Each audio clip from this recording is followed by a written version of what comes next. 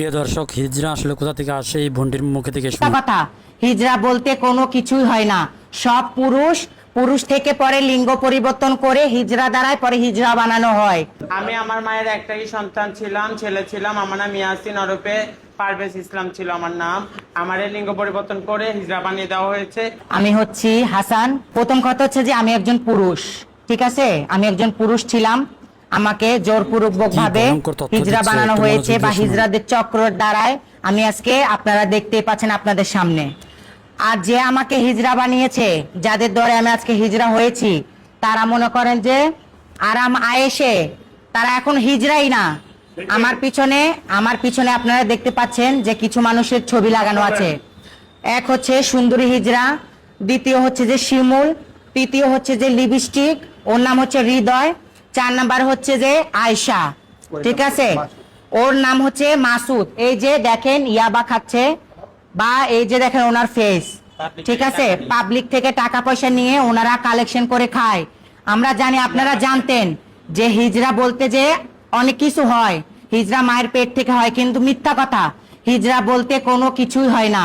সব পুরুষ থেকে পরে লিঙ্গ পরিবর্তন করে হিজরা দ্বারাই পরে হিজরা বানানো হয়, ঠিক আছে?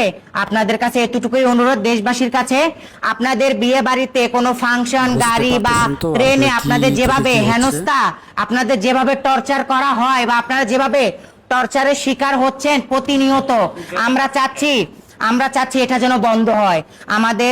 আমাদের দেশের প্রধানমন্ত্রী তারেক রহমান, আপনার উদ্দেশ্য করে বলছি, এই যে হিজড়ারা যে চাঁদাবাজি করছে ওটা থেকে যেন বিরত থাকে, হিজড়াদের থেকে বিরত থাকেন। দোকানে, বাজারে, বিয়ে বাড়িতে, মুসলমানিতে টাকার জন্য আসলে আপনারা কেউ টাকা দিবেন না।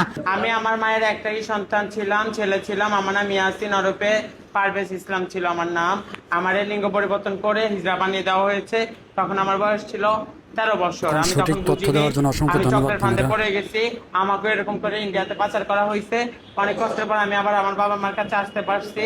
আর প্রিয় দেশবাসী, আপনাদের কাছে বিনীত আবেদন, এখন আমরা ওরা সংখ্যার দিক থেকে 200-250 জন, আমরা মাত্র 3 জন। আমাদের আগেও এরকম অনেকে হিজড়াদের প্রতিবাদ করতে আসছে। কেউকে ধরে নিয়ে চুল কেটে দেওয়া হয়েছে, মারা হয়েছে, অত্যাচার করা হয়েছে, যার কারণে ভয়ে কেউ আসতেছে না মিডিয়ার সামনে। আমরা অনেক সাহস যোগে আসছি, কেন আসবো না? আজকে আমাদের জীবনটা কি? আজকে আমরা জিন্দা লাশ। আজকে আমরা না হতে সাধারণ পারবো ছেলের পাবলিকে বাবা, হয়ে আসছি। না হতে পারবো সন্তানের মা, কোনোটাই হতে পারবো না। আজকে আমরা জিন্দা লাশ। এরকম প্রত্যেকটা হিজড়ার জীবনের সাথে হয়েছে। এটা চক্র যে সুন্দরী রূপে আজিম, ওর চট্টগ্রামে 3টা আলিশান বাড়ি আছে, গাড়ি আছে, সব আছে, ওর বাচ্চা আছে, বউ আছে, সব আছে। এই যে আশা, শিমুল, ওরাও প্রকৃতভাবে পুরুষ, ঠিক আছে? আমি চাই হিজড়াদের টর্চার থেকে পুরো বাংলাদেশের মানুষ মুক্তি পাক, হিজড়াদের অত্যাচার থেকে স্বাধীনভাবে সবাই বাঁচতে পারুক। আমরাও স্বাধীনভাবে বাঁচতে চাই, কাজ করে খেতে কি চাই। ভয়ঙ্কর তথ্য শুনলাম আজকে। ভিডিওটা পারলে সর্বোচ্চ শেয়ার করে দিয়ে সবাইকে দেখার সুযোগ করে দেবেন, সবাই জানুক আসলে বাস্তবতা কি। ধন্যবাদ সবাইকে, আসসালামু আলাইকুম।